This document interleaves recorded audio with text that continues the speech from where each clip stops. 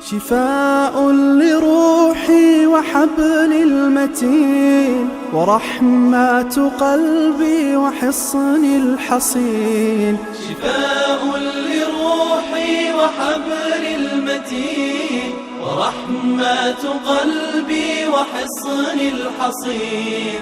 وأمن حياتي وخير الدليل إذا تهت يوما مع الحائرين. فقرآننا هدينا والحبور وبشر يسلي الفؤاد الحزين.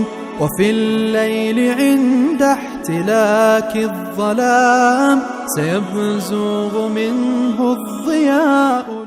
أعوذ بالله من الشيطان الرجيم. بسم الله الرحمن الرحيم. الحمد لله والصلاة والسلام على رسول الله وعلى آله وصحبه ومن والاه. أما بعد. Qarindoshlar, biz bugun darsimizning Sura Baqara 204 va 205 oyatimizga keldik. Alloh subhanahu va taolo haj va hajdagi bir qism bilib olishga tegishlik muhim halqalni bizga tushuntirib bo'lgandan keyin bu oyatda mavjudiyat masalasiga munosabatlik musulmonlarningki ichki bexatarligi, musulmonninki ziyrak sezgur bo'lishi kelgusi islomning mavjudligining tub asosiy nuqtasi ekanligini eslatib deydi. Estaizu billah ve minen nasi men yu'jibuke kavluhu fil hayati dunya ve yushhidullaha ala ma fi qalbihi ve huve aleddul khisam. وإذا تولى سعى في الأرض ليفسد فيها ويهلك الحرث والنسل والله لا يحب الفساد.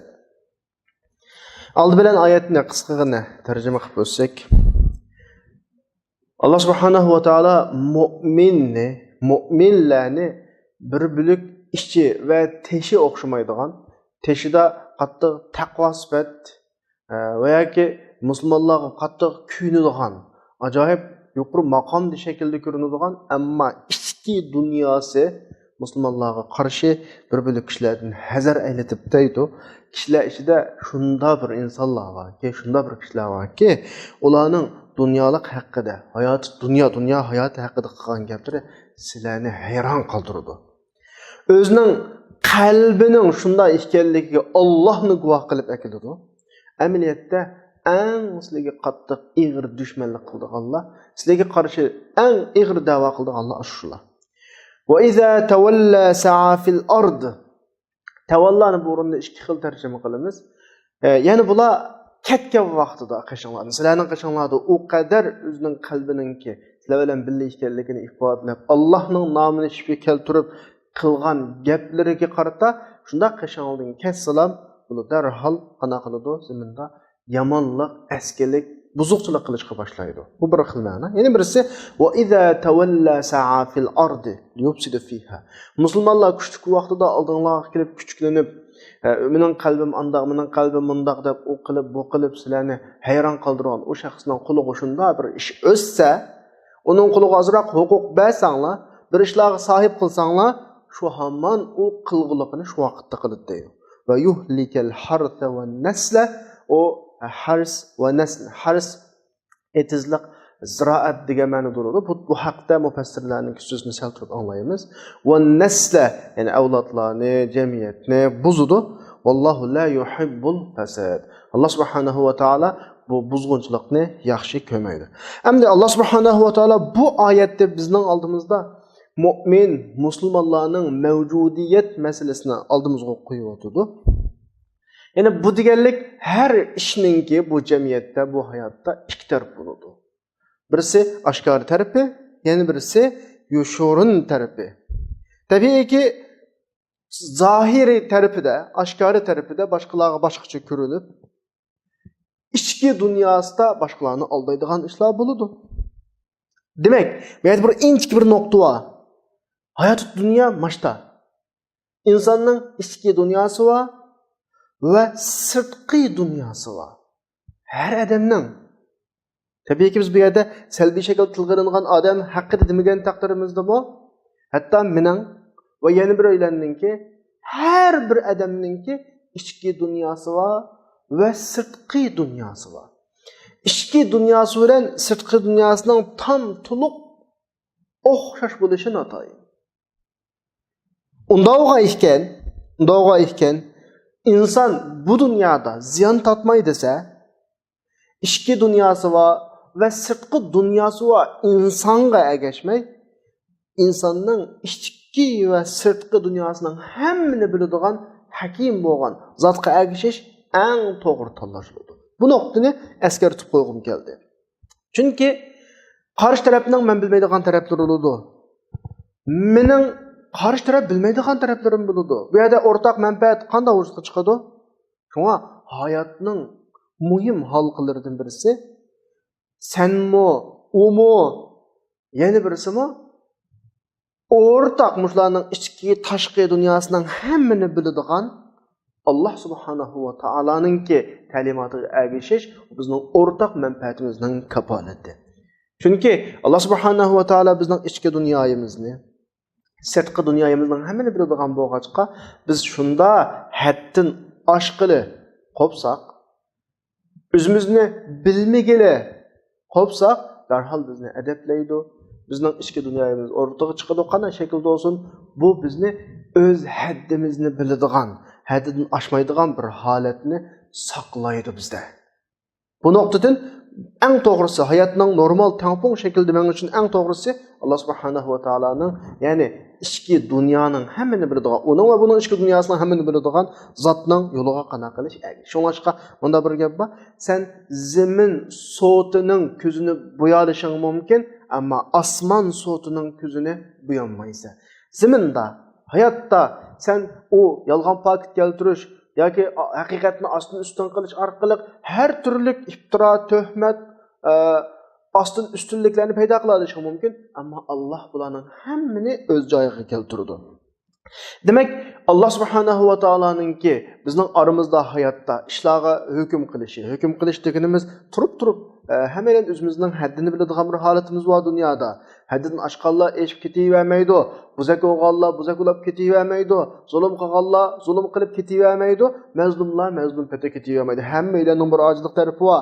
Allohning oramizdagi bu g'ayblarni bilishi amaliyotda bizning hamda aytishga tegishlik, madhiya o'qishga tegishlik, sano o'qishga tegishlik bir ne'mat, bir masala. Chunki Alloh subhanahu va taolo dal mush orqali bizni bir-birimizdan himoya qiladi. Allah subhanahu va taolo bizni nurg'un yushurun g'ayblarni bekitdi. Ya'ni bizning ichki dunyomizni sirtqa oshkorlamaydigan holatni yaratdi. Unda bunun bir ne'mat.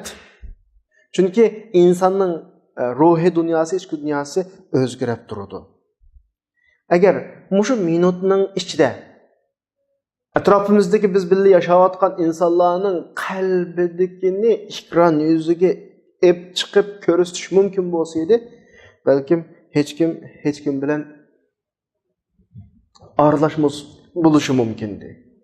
Hamma odam atrofidagilarning hammani tashlab o'tishi mumkin. Chunki qalblarda o qadar razil ishlar o'tdiki, zaman o'tishiga ergashib yaxshilik o'zgaraydi. Biz shu razil o'y fikrlar atrofimizdagilarning qalbidan o'tgan vaqtida agar shuni bilib qolsak, uni asla unuta olmaymiz. Ammo vaqtning o'tishiga ergashib, sana yomon ko'z bilan qaraganlar yaxshi ko'z bilan qarab qolishi mumkin necha kundan keyin yoki necha oydan keyin. Shuning bilan ahvol yaxshilanib ketgan gap. Demak, bizning ichki dunyoyimizningki g'ayib shaklda, boshqalar bilmaydigan shaklda yo'gilishining o'zi, yepilishining o'zi Alloh subhanahu va taolo bizga bergan bir ne'mat. Aks taqdirda hamma odam qarshisidagining, atrofidagilarning o'y fikrini bilib turadigan bir holat bo'lib qolgan bo'lsa, bu hayot bizga nima keladi? Ig'ir keladi, yashash mumkin emasdi. Ya'ni xalqining ayblarini yoki xalqiningki Alloh subhanahu va taolo o'z xalqining g'aybiy taraflarini, ichki dunyosini yana boshqalardan qanaqa qilganligi yoshirib qo'yganligining o'zi Alloh subhanahu va taoloning bizga bergan eng cho'ng ne'mati va rahmati. Endi ahvol shunda bo'lgan ekan. Inson ashta bir xarakterdagi maxluq, ya'ni ichki va tashqi dunyosi va maxluq bo'lgancha Alloh subhanahu va taolo bizni bugungi oyatda bir-birlik insonlardan ogohlantiryapti. Da'vatudiki va minan nasi man yu'jibuka qawluhu fil hayatid dunya. Ya'ni ichki bilan teshi o'xshamaydigan insonlar bor. İşçi bilen teşi qana qilmaydigan, o'xshamaydigan taraflar bor. İnsanın ala bu mavamda munofiqlar hozir oyat qilinayotgani. Munofiq emas, mu'min, musulmon degan taqdirdimi? İnsanın ichki dunyosi bor va sirtqi dunyosi bor. Ammo shu oyatda yu'jibuka qawluhu uning gapi seni hayron qoldiradigan degan bir iborat ishlatdi-da. Ya'ni seni qiziqtiradigan, seni xush qiladigan degan ma'noda bu. Endi boshqalarning gapi bizni xush qilishi xatomi? Tabiiy xato emas. Ammo hayoti dunyoda, dunyo ishlarida, oxirat ishlariga munosabat ishlar olib qolsalar, ba'zi taq yo'q. Chunki oxiratlikning yaxshiligi asli to'liq yo'qolmaydigan bir yaxshilik. Ammo dunyoda kelib birisi meni qattiq maqtab ketdi, ko'z oldimdalar. Shuni bilishimiz kerakki, bu nuqtada kishini maqtagan kishi yomon ko'radigan kishi bo'lishi mumkin. Chunki maqtash orqali qarshi tarafni bexudlashtirishni maqsad qiladi ko'p hollarda. Dötkuy. Ko'ngilda o'ylaydi-da, bu döt. Maqtab qo'ysa, menga qanaqa qiladi ishini dedi. Bu oyatda Alloh subhanahu va taolo bizni nimaga eskartyapti? O'g'a qul da'vatidi. Zira qul da'vatidi. Ma hayot dunyoda, oxirat masalasi emas, dunyo ishlarida bizning oldimizga kelib, bizni qiziqtirgudek, bizni xo'sh qilgudek, bizni maqtab uchagan odamlarning kepida yaxshilik. Boshqa mana bir ahvol bor. O'z vaqtidagi bir xalifa Imom Ja'far Sodiqqa odam avatib, nimishqa bizni yo'qlab turmaylar. Bizni nurg'un odamlar qasrlarimizga, saroylarimizga kelib yo'qlab ko'rishib turadi. Sen nima deb yo'qlab kelmaysiz bizni degandan keyin Imom Ja'far Sodiq xalifaga mana bir xat yozgan. Xatining mazmunida dunyolikda qo'rqadigan ishim yo'q sizlardan. Oxiratlikda sizlardan umid qiladigan ishim yo'q. Ya'ni demakchiki, mening ahvolimni o'zimga qo'y. Ya'ni men bilan ya'ni tatib akamamini. Chunki atrofingda seni maqtab, sen bilan billahi suhbat olib o'tiradigan kishilar intayin. Yani bu yerda demakchiki, gapining ishoratidan demakchiki, u atrofida o'tgan odamlarning o xalifalarni yoki o amaldorlarni maqtab o'ltirishining o'zi ularning muhabbati emas, yaxshi ko'rganlik emas. Aminiyatda seni maqtaydigan inson ko'p hollarda seni yomon ko'radigan odam bo'ladi. Seni maqtab qo'yadigan inson. Endi oyatki va minan nasi man yu'jibuka qawluhu fil hayatid dunya. Bu dunyo hayotlik haqida gap qilsa, gapi odamni hayron qoldiradigan, seni qiziqtiradigan darajada gap qiladigan insonlar bor degani shu Rasulullohning vaqtidagi Ahnas ibn Sharif bu haqida tushgan. Bu kishi Rasululloh bilan kurashgan vaqtida o'zining musulmon bo'lganligini tili bilan ifodalaydi. Nihoyat yumshoq, chiroyli gap qildi. Rasulullohni yaxshi ko'raman deb da'vo qildi, ammo Rasulullohning qashidan chiqib bunda musulmonlarning manfaatini ko'rsa, masalan, etizlik bo'ldi, shu to'ga kalalar oldu, etizliklarga o't qo'yib, xurmalarini ko'ydirib, kala qo'ylarini o'ltirib, munda qildigan bir inson. Ya'ni u munofiqdir bu. Oyat buni bizga munofiqlarning xarakteriga qarata simvol qilish orqali bütün munofiqlarni bizga qanday qilyapti? Eslatib. Munofiqlarni bizga tunishtiryapti.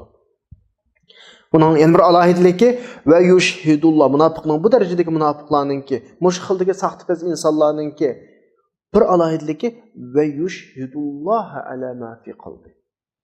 Ya'ni o'zining ichki dunyosini bizga tunishtiramiz deb Allohni bu masalaga tortib akirdi.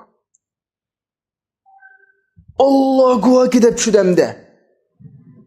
Unda insonlarga deyishimiz kerakki, ma oyatda bizga munofiqning sifati deya buni.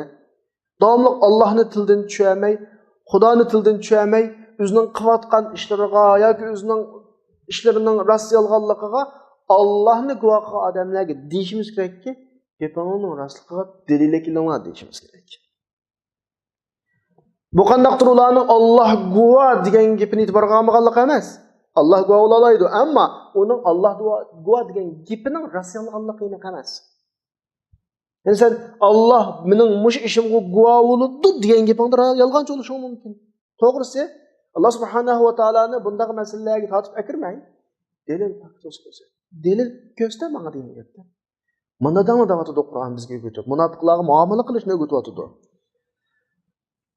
Çoğaşqa birisi kelib o'zining qilgan aytgan ishlariga Allohni guvoh qilib ketgan vaqtida biz deyishimiz kerakki, Allohni o'rnasiga tortib akelmaydi. Chunki Allohning sening bu ishingning rost yolg'onligiga guvohlik beradigan, bermaydiganligida sening rost yolg'onligini Alloh guvohlik urdi degan gapingning rost yolg'onligi shuni qilolmaymiz. Eng to'g'risi adamdan ikkini akel guvohchiga yoki boshqa belga isbot pokit dalillarini akel. Bu masalaga Allohni biz tortib akelmaydi. Deyishimiz kerak. Bu munofiqlarning xususiyati. Yani masalaga ko'pincha Allohni tortib akilib, Allohni qistirib olish ko'pincha munofiqlarning mijozi. Andikin oyatning oxirisida aladdul hisom. Yani dushmanligi, husumati eng tayin qattiq. Yani yo'ldan chiqadi. Mana bir gap borchu, dushman bo'lsa-mu, kofir bo'lsa-mu, adil insonlar bo'ladi. Adil insonlar yo'lliq vositalarni qo'llanadi. Yani yoldan çıkmaydı, hadidini aşmaydı. Ama bu xil derecedeki münafıklar vasıta tanlamaydı. Yoldan çıkıdı o karşı tarafını. Yani yıkıtış için, özünün nişanıga yetiş için, düşmanlıkını amelga aşırış için yoldan çıkıdı bular. Eleddul hisab deyip bu ma'na ifadaleydi. Şuna Allah subhanahu wa ta'ala bu xil insanların en yaman ko'radigan insanlar bu eleddul hisablar. Peygamber aleyhisselam hadisde kişilerin ki Allah'a en yaman ko'rildigini İmam Buxari rivoyat qilgan hadis aladdul hisam. Mush oyatdagi lafzning aynasini ishlatgan hadisda. Ya'ni boshda davolashda, boshqalarga o'chmanlik qilishda yo'ldan chiqadigan, yo'lsiz ishlarni qiladigan, hadisdan oshadigan, qattiq dushmanlik qiladigan insonlar eng yomon insonlar deydi.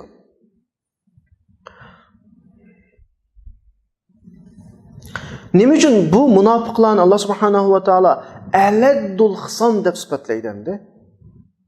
En qattiq düşmanlıqını da sifatlaydi. Çünkü münafık emas, dadil düşmanlar var, aşkar düşmanlar var. Aldığımızda kelib biz bilan ya qana qiladigan, munozirlashadigan.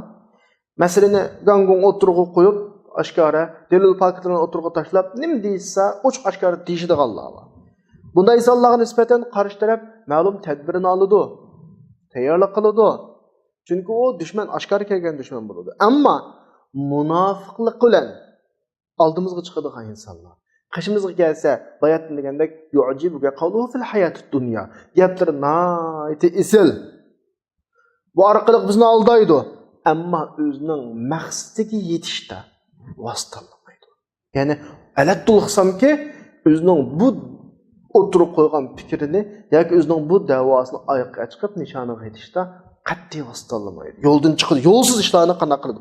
Ya'ni o'zining oldinga kelsa dushmanligini yushirib, keyindan dushmanligini oshkorlaydi. Bu nuqtadan Alloh subhanahu va taolo ma insonlarimizni alohida askartib aladdul hisam degan sifatlar bilan buni qanday qiladi? Sifatlayapti. Tamam. Oyatni davomlashtiraylik. Va iza tawalla sa'a fil ardi liyufsida fiha. Va iza tawallani bayatni tarjima qilgan vaqtimda bildim, ikki xil ma'nosi bor. Birisi oldingda işte başka xil şekilde ko'rilib, o'zining ichki dunyosini sana tunishtirmoqchi bo'lib, Allohni shifo keltirib, qasamini qilib, nihoyatda yog'limi cho'plik qilib, bir muncha gaplarni qilib, seni hayron qoldirib, seni xo'sh qilib, maqtab, uchirib degandek qilib bo'lgandan keyin qashingdan ketib, shunda o'zining yo'li ravon bo'lgan vaqtida o'zining atti bashasini shu vaqtda oshkorlaydi. Bütün qiladigan askiligining hammani shu vaqtda qiladi. Hayvonlar, mollar, insonlarning joni undan amin qolmaydi. Bu shaklda bu bir ma'no. Ikkinchi ma'no tavallaninki, ikkinchi ma'nosi viloyatdan, viloyat degan so'zdan chiqarilgan so'z bo'lib, bir ishga shunda ega bo'lsa. Dastlab ishga ega bo'lmasda, nihoyat yumshoq, uning qo'lini intayin chiroyliq, gapsiz nihoyat yumshoq, sen uningga ishinib, azroq ishlab berganingda, ondan keyin u o'zining ichki dunyosini shu vaqtda qana qiladi, oshkorlaydi. Aslında dünyanın yaratılmış ya da münafıklığa kullanılan ifade sa'a fil ardı li yufsida fiha degan bir ifade kullandı. Yani ziminde, hayatta buzuldu bu hayat ne? Bu ziminde buzut değil. Aslında zimin insansız haletini tasavvur kılsak en güzel hayatta zimin. Hem nesli sat, hem nesli tabii buzgunculuk yok, buzulmagan bir şekilde buludu asli zimin. Buzuluş nereden kelip çıkıp dese insandın boğan ma'lum hareket tasarrufatının neticesinde andan keyin buzuluş kelip çıkıp. Ziminning qaysi bir tarafida buzuluş yüz berse, biz nimadan shikoyat qilsak, qarab baqsak, bu shikoyatimizning oxirisi bir quruqqa inson qo'yib tutishudi. Masalan, yemek-içmek buzulup ketdi deyli, surishtirib apalsak, inson chiqadi keynidan. Havo buzulup ketdi deyli, surishtirib apalsak, inson chiqadi keynidan. Suv bulg'unib ketdi deyli, biz surishtirib apalsak, inson chiqadi oxirisidan. Uni qilaman, buni qilaman deydi. O anda taraqqiy qilaman, bunda taraqqiy qilaman deydi. Hayotning buzilishi insonsiz asla mumkin emas. Agar ziminni insonsiz tasavvur qilgan vaqtimizda intayin go'zal, hamma narsa eng yaxshi holatda. Ama insan onun aralashgandan keyin zemin buzuldu. Muşu noktadan Allah Subhanahu wa Taala zemindeki hayat hareketinin hammasini imani yeteklashga bağlamakçı buluyordu. Çünkü insandan başka bütün kainat, bütün canlılık zamanga asla ta'sir ko'rsatmaydi. Ularning hammasining muqim programmasi var, muqim sistemasi var. Toğullaşıdıllam şu sistemi bilen dünyada yaşaşqa, hayat yaşaşqa programlanıp ketken, onun hayatı öz ixtiyarlıqı da emas. Bir hasal harisi, aşı kichik toğulup çıkıp uçqudak boğa vaqtdan tartib, onun başka gemi yok dünyada. Özünün belgilengen vazifesini, onun menfaat kelish, temaslik, bunda bir niyeti yok şekilde özünün vazifesini qiladi. Biz beqiyotgan oiladagi hayvonlar tug'ilishidilla ma'lum vazifa uchun tug'ilgan bo'ladi. Ba'zisini boqamiz, qo'llanamiz, masalan ustiga minamiz, sutini ichamiz, masalan kalalarninki degandek go'shtini yeymiz. Buning hech qasdin yo'q demaydi. Chunki bularning programmasi bu.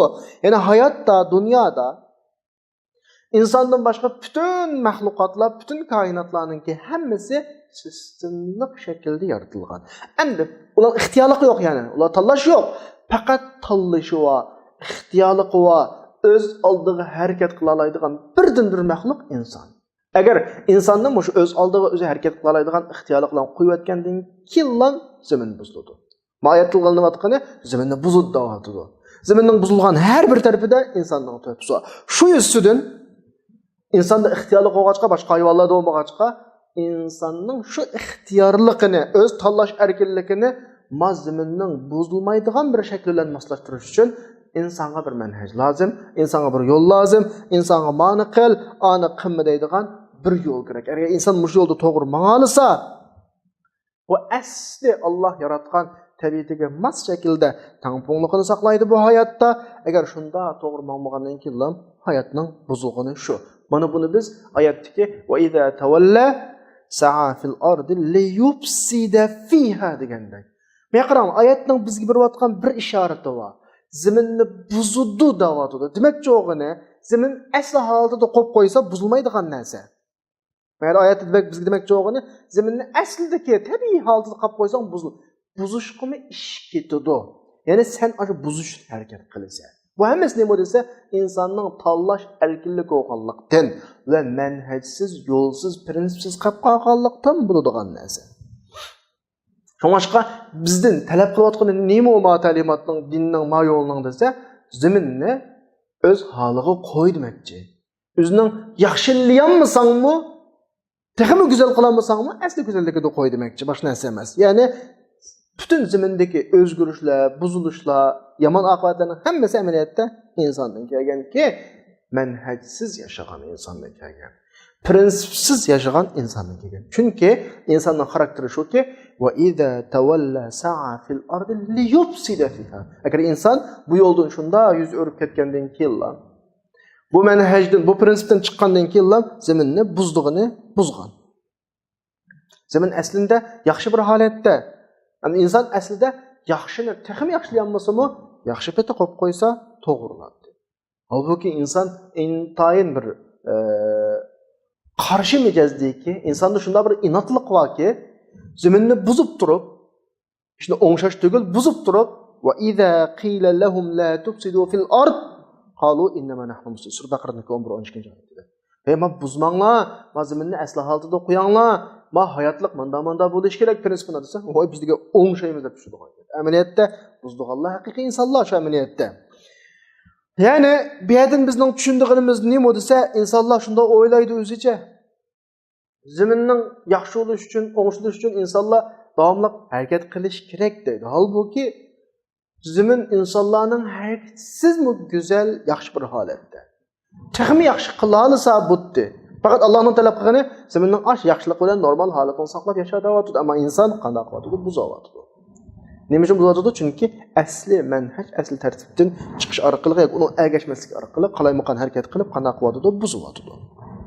Nog'anda biz bu oyatdan va iza tavalladagi oyatdan, ya'ni shunday yuz o'rib, bu yo'ldan yuz o'rib ketgandan keyin bu yo'ldan yuz o'rib degan gap ma hayotda xaritsiz ma'no degan gap.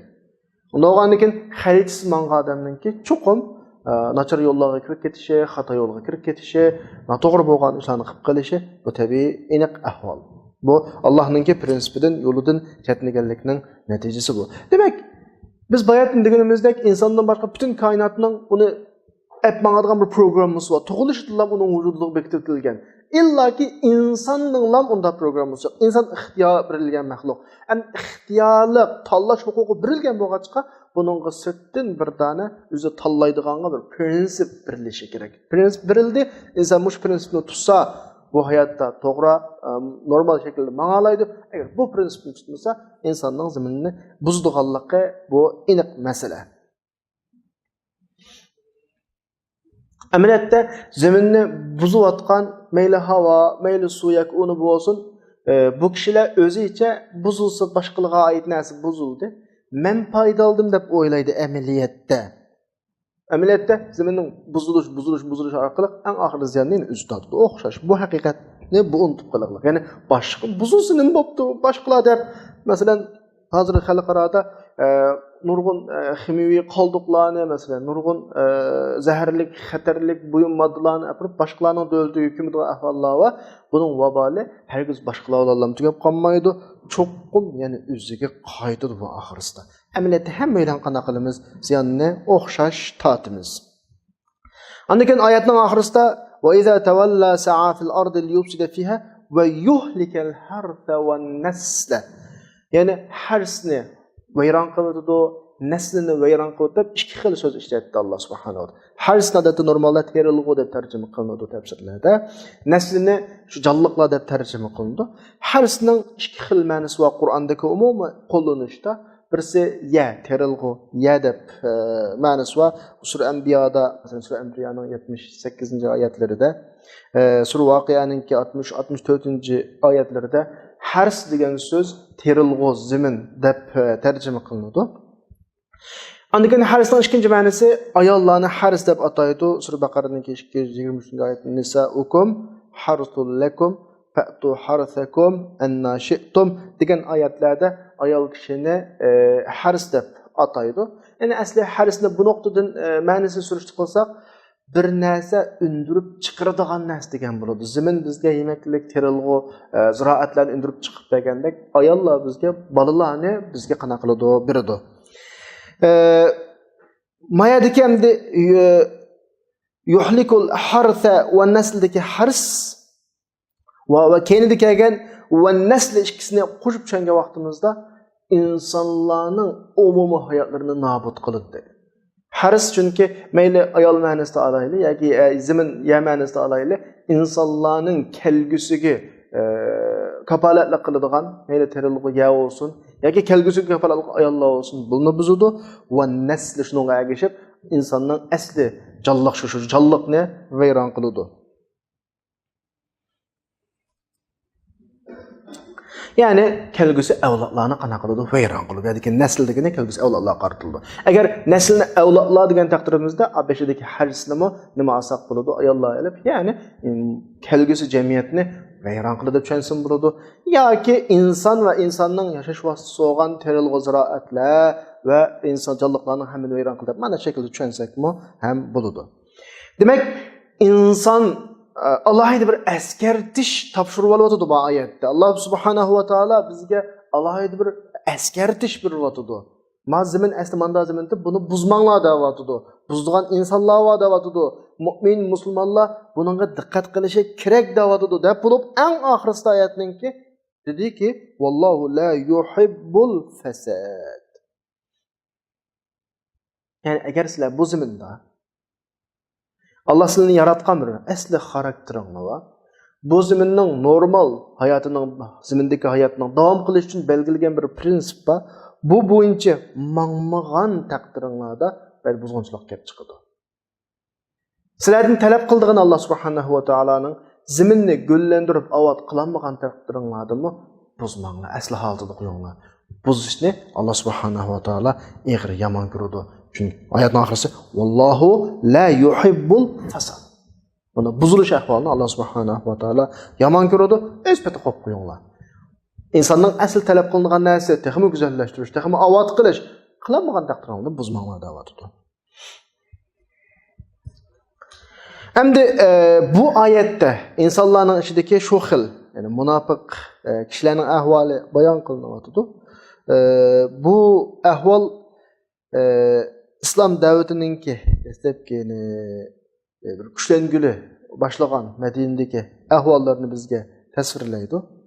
Chunki munofiqlar qanday davrda shakllanadi desa, dal islom kuchlanib boshqalar u yo'lga kirmasa shuning zararidan ansirgan, kuchidan ansirgan qoral yoki boshqa kuchlar bilan uningga teng kelishga kuchi yetmagan vaqtida Andın ki ichki dunyosini saqlab qolib, sirtqi dunyosida musulmon bo'lgan qiyofatga kirib munofiq shakllanadi.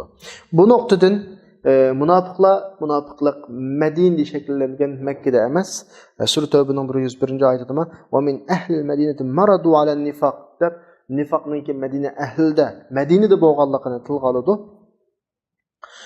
Deyish mumkin Madina degan eng gullangan bir davr, iymon eng kuchaygan davr. Qanday munofiq paydo bo'ldi? Deymizki Mekke'de İslam aciz. O kalbide İslam'a qiziqmagan, kalbide İslam olmagan her qanday adam kelib musulmonlarga yo'g'on gapni qilalaydi, urib chapalaydigan bir davrimdi, Mekke'ning davri. Shu yerda munofiqlashga ehtiyoj yo'q. Madinada islom kuchayib, islomning bir jamiyati, bir davlat bo'lgandan keyin buning kuchi yetmaydigan kishilar özlüğüden özgü qo'rqaydi. Mening manfaatim bu yerda bir zararga uchrayman. Bu toplumdan ayrılib qolsam, bu jamiyatdan ayrılib qolsam, men paydalanadigan ba'zi manfaatlardan quruq qolamanmi deydigan bir ansirash bo'ladi. Musha ansirashning turtkisida ondan keyin munofiq paydo bo'ladi. Bu nuqtani tushunish kerak. Ya'ni munofiqlik qachon paydo bo'ladi? Islom kuchaygan vaqtda paydo bo'ladi. İslamdan oladigan, jamiyatdan oladigan manfaatini quruq qilishdan ansirgan vaqtda paydo bo'ladi. Bunda odamlar qattiq go'zal so'zlarni qiladi, munofiqlik qiladi. Qusquda ichki dunyosida yo'q gaplarni o'zining tili bilan, amaliy ish harakati bilan isbotlashga urinadi. Ammo bularning bir alomati, bular haq ustida muqim turolmaydi. Shunda ko'zni yiroqlashgandan keyin ularning abdi bashirasi echilib qoladi, asli holatiga qaytib qoladi bular muqim turolmaydi. Ham bularning yana bir alohidaligi, xususiyati, ya'ni bu davomli buzudi. Tartibni buzudi, muhitni buzudi, orini buzudi. Hamma narsani buzdi bular. Bu munofiqlarning alohidaligi bu. Oyat bu yerda mu'minlarni qanaqa qilyapti? Askartiryapti. Mu'min zirak bo'lish kerak deyapti. Munofiqlarni qanaqa qilyapti? Rasvo qilyapti. Shuni deyaptiki, Muhammadning sallallohu alayhi vasallam va buningga ergashgan mu'minlarning orqasida bir egisi var bularning. Musulmonlarga ziyonkashlikni, suiqasdni planlaganlarni ularga xabar beradi deb munofiqlarning rasvosini qanday qilyapti? Chiqiryapti. Yana Munofiqlarning uzluksiz sifatlarini bizga gapirib o'tadi. Keyingi oyat 206-oyatda va iza qila lahu taqulloha akhadatul izzatu bil ism fa hasbuhu jahannam va la bi'sal mihad. Munofiqning bir mijozi agar buningga Allohdan qo'rq deyilsa, buni bir xil jinoyat, yolg'on izzat tutadi buni. Buning yolg'on kibrisi, jinoyat qilib ketgan bir xil kibrlik buni tutadi. Fahasbuhu jahannam. Buning oxirida bordi g'ayri jahannam bo'ladi. Bu intayin yomon o'rin. Endi men oyatga qaytin bir qarab chiqayli birodaylar. Oyatda uningga Allohdan qo'rq deyilsa da bir gap bor. Normalda biz o'zaro mu'minlarga birsimizga Allohdan qo'rq demdik. Qanday chaqda Allohdan qo'rq deymiz? Desa, qarshi tarafning munofiqligi oshkor bo'lib qolgan vaqtda, qarshi tarafning munofiqligi o'rtaga chiqib qolgan vaqtida Allohdan qo'rq deymiz. Bular Allohdan qo'rq deyildimi? Bu nimaning ifodasi? Ya'ni mu'minlarning zirakligi bularning nifoqligiga aldanmadi deganlikning ifodasi. Ya'ni bizga shuni ishorat qilyotdi-ki, mu'min o'zini qo'g'dash uchun, o'zining jamiyatini qo'g'dash uchun zirak bo'lish kerak, aqlli bo'lish kerak. Har qanday narsaga o'g'oqlik bilan, aql tarozi bilan muomala qilish kerak. Hayajon bo'lmaslik kerakki, xalqning 2-3 og'iz yog'limi cho'p yoki hiylagarlarcha gapiga oltin kelmaslik kerak. Yoki har bir mu'minlar emasdaqa, har bir mu'min to'liq mustaqil fikrga ega bo'lish kerak, to'liq ziraklik sohibi bo'lish kerak.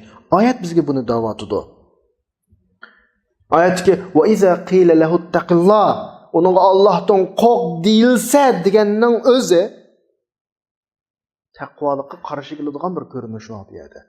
Allohdan qo'rq degan gapga qarag'an vaqtda o'rtaga chiqib qolgan bir qo'rqmaslik bor. Bikaq demaydi u gapni. Allohdan qo'rqayotgan odamni Allohdan qo'rqmaydi hech kim. Bir odamni taqvo deb qarasak, sen taqvo bo'l demaydi. Namoz o'qiyotgan odamga namoz o'qi demaydi. Qilmagan vaqtda deydigan gap. Demak, munofiqlar bu yerda qanday qilib qoldi? Etilib qoldi degan gap. Chunki munofiqlarning sirti boshqa, ichi boshqa.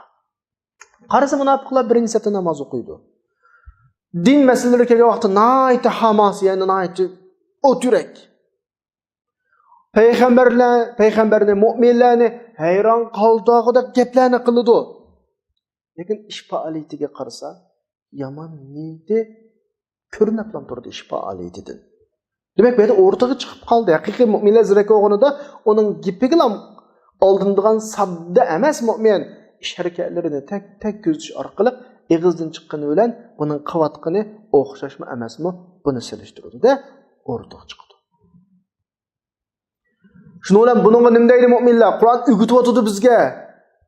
Buni unda qo'yvatsang bo'lmaydi da'vatidi. Ittaqillah da buningga da'vatidi. Ittaqillah degan gap ishchang bilan teshing o'xshash bo'lsin degan gap. Sen eg'izingda boshqa gap, amaliyatingda boshqa ish, bu qonunsin seninki. Chunki Alloh subhanahu va taoloning bizning talab qilgani so'z sharkat bilan mas bo'lish kerak. Harakatimiz qalb bilan mas bo'lish kerak. Shunga mu'min zirak bo'lishi kerak, aqlli bo'lishi kerak. Masalalarni har doim orqa ko'rinishi nima, orqa planda nima buningga qarashi kerak. Kishilarning og'zidan chiqqan so'zga ham e'timod etmasligi kerak. Chuqum so'zni amaliy ish harakat bilan moslashtirish kerak, masalalarga inchiklik bilan qarash kerak. Va buning bilan bo'lib qolmaslik kerakki, mu'min jamiyatni buzayotgan, ishlarning tartibiga qalaymoqanchilik salayotgan, ishlarga to'sqinlik qilayotganlarga to'g'ri deyishni bilish kerak. Oyatdagi va iza qila lahu taqillah degani mu'minlar bu gapni deyish kerak munofiqqa. Allohdan qo'rqsan, to'xtasan. Ma ishing ejilib qoldi. Biz bilib qoldik endi. Sen bu şekilde davom qilsang bo'lmaydi sen. Ma jamiyat bizning jamiyat, ma din bizning din, ma xizmat bizning xizmat. Bu ishlarga to'sqinlik qilsang bo'lmaydi deyish kerak. Mu'minning bu vazifasi. Nima ishlab kelsa mening nima ko'rim? Mening ishim joyida deb kelsa, u odam Alloh bizni talab qilgan mu'min bo'lmaydi uningga.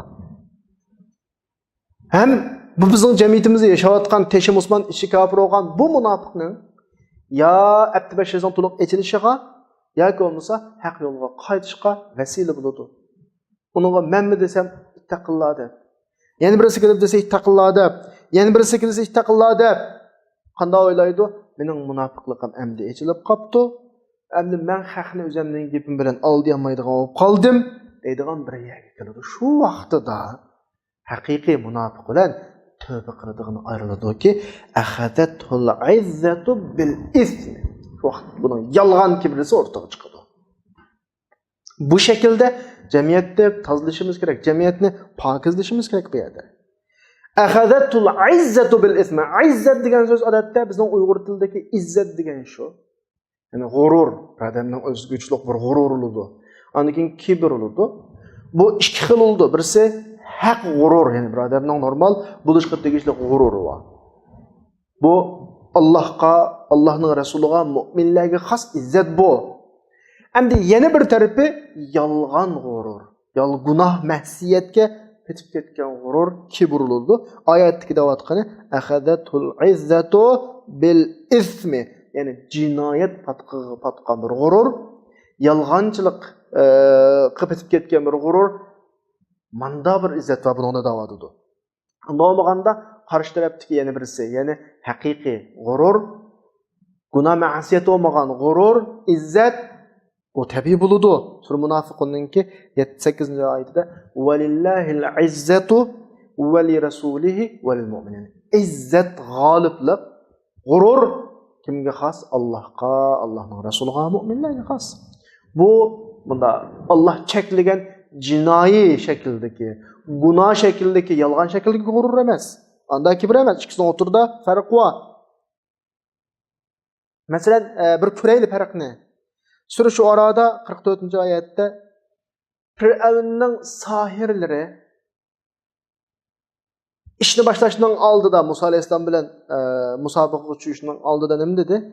Bi'izzati fir'auna inna lanahnul g'olibun dedi. Fir'avnning izzati bilan qasamki biz yengamiz dedi. Mavlaning degan bu izzat yolg'on izzat. Yine Sura Sad'ninki 2-oyatida balillazina kafaru fi izzati va shiqaq. Kafirlar izzat ve bölünüşde dedi. Bunun izzeti qanday g'urur, qanday kibr desa, yolg'on, jinoyatga patqan bir kibr bo'ladi ki. Manda bir izzat bu. Bu ham yolg'on izzat. Sura Saffatning 180-oyatida Subhana robbika robbil izzati amma yasifun dedi. Biz davomli Qur'on o'qib bo'lgandan keyin o'qiymiz bu oyatni. Bu yerda izzatning egisi bo'lgan Alloh poktur dedi. İzzatning egisi bo'lgan bu izzat haqiqiy izzat bo'ladi. Izzat degan nima desa, g'oliblik degan ma'noda. Buning ustunda bir narsa kuch olmaydi. Yengilmas kuch degan gap izzat degan chu asli.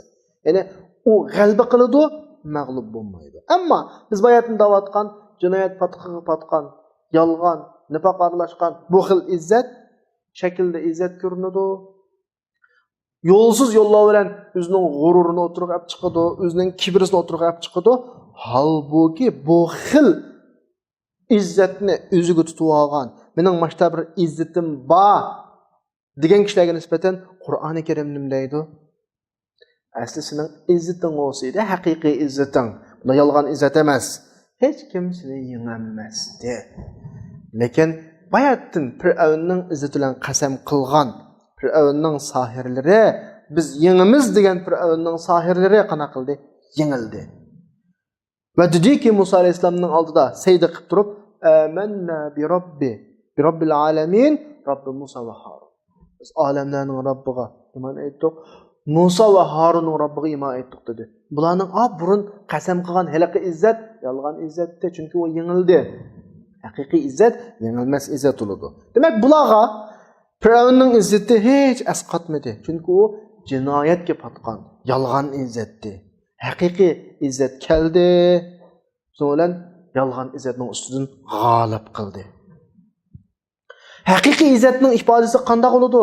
Haqiqiy izzatning ifodasi Sura Maidaning 54-oyatda mana shaklda tasvirlanadi. Azillatun alal mu'minin, a'izzatun alal kafirin. Haqiqiy izzat deganda sen g'alaba bo'lgandan keyin, kuchli ko'p bo'lgandan keyin, izzatini qo'lg'ab bo'lgandan keyin o'zingning odamlarga shunchalik muloyim bo'lsa. Ularning oldida shunchalik o'rin ochsa. Ammo qarshi tarafgacha, dushmanlargacha arslan gibi olursa.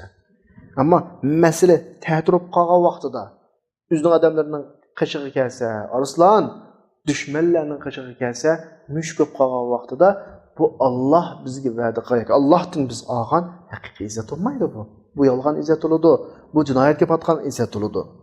Bizdə cəmiyyətimizdə bu əhvallar, hicablanğan ayollar yoki musulmon chiroy, musulmon kiyingan, musulmon simasi bilan qışığı gəlsə, nəhayət yo'g'on. Ammo qarshi taraf yana bir tarafdan qachig'i olsa, nihoyat yumshoq.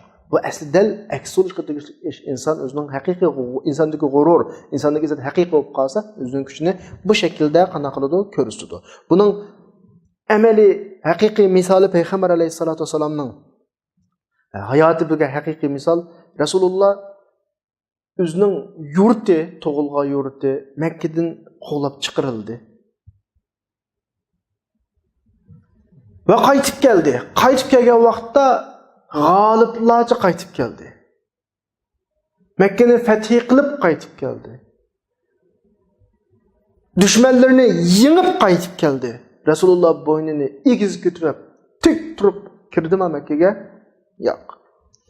Rasululloh kuchli ko'p bo'lgandan keyin, g'olib bo'lib bo'lgandan keyin dushmanlarni yengib Makkani qo'lga ilib qaytib kirgan vaqtida Rasululloh beshini shunchalik past qo'yib kirdiki, at to'qonninki uchiga, atning egirining uchiga beshi tegib qolgudek darajada kirdi. Rasululloh shu vaqtda azizdi. Rasululloh shu vaqtda g'olibdi. Gapi kaskindi, o'lta desa o'ltirdi, chop desa chopdi. Nima ish qilsa qila oladi. Rasululloh beshini pastlatib, hatto atning egirining yağıcığa beşi tegib qolgudek darajada kirdi. Bu mu'mindagi izzatning ifodasi. Endi munofiqdagi izzatning ifodasi bugungi oyat bo'yicha akhadatul izzatu bil ism. Yolg'on, takabburlik, yolg'on g'urur, jinoyatga batgan g'urur buning o'z ifodasini ko'rsatadi. Fa hasbuhu jahannam oyatning va la bi'sal mihad. Bu xil izzat, bu xil atalmış izzat yani. Munofiqdagi atalmış g'urur, atalmış kibir bu xil buni cehennemga so'rab qo'ydi. Fa hasbuhu cehennem. İzzet emas o. Mana Allah tepki bir vatıda oxirisida bu o'zicha izzat, o'zicha g'urur deb o'zini ko'rsatib olgan bu holat haqiqiy izzat emas, chunki buning boradigan yeri do'zax. Uningdan yaxshi joy yo'q. Ya'ni yomon joy, uningdan bak o'ta yomon joy yo'q. Böyle bi'sal mihad degani uningdan o'ta yomon. Endi şu oyatdagi oyatning oxirisidagi "Vala bi'sal mihad" so'ziga bir qarasak, "Vala bi'sal mihad" so'ziga. Mihad asli arab tilidagi mahdi degan so'zdan chiqqan. Ya'ni bo'shuk degan ma'noda. Bo'shukni ham o'ylan bilamiz, kichik bolani yotqizadigan joy. Alloh subhanahu va taolo do'zaxni bo'shuk deb sifatlashi bizga bir narsani tushuntirib berdi bu yerda. Ya'ni do'zaxning bir ahvolini bo'shuksimon ta'sirlayotdi. Qaysi nuqtada bunda ta'sirlayotdi? Biz kichik bolani bo'shukka tutqizib qo'yganimizda kichik bola bo'shukdan chiqib ketadi. Do'zax bizga nisbatan acha tasvirlanadi. Ya'ni unga kirgan munofiq xuddi kichik bola o'zining bo'shukidan chiqqanligidek do'zaxdan asla qana qilinmaydi. Chiqolmaydi. Bu bizga berilgan bir tasvir. Shuning bilan bugungi oyatimiz, darsimiz oxirlashdi. Inshaalloh kelasi darsimizda bugun tilg'anilgan munofiq xarakterdagi kishilarningki tal aks bo'lgan yana bir tarafdagi kishilarning ahvolini o'qiymiz inshaalloh. Axiru da'wana alhamdulillahi robbil alamin.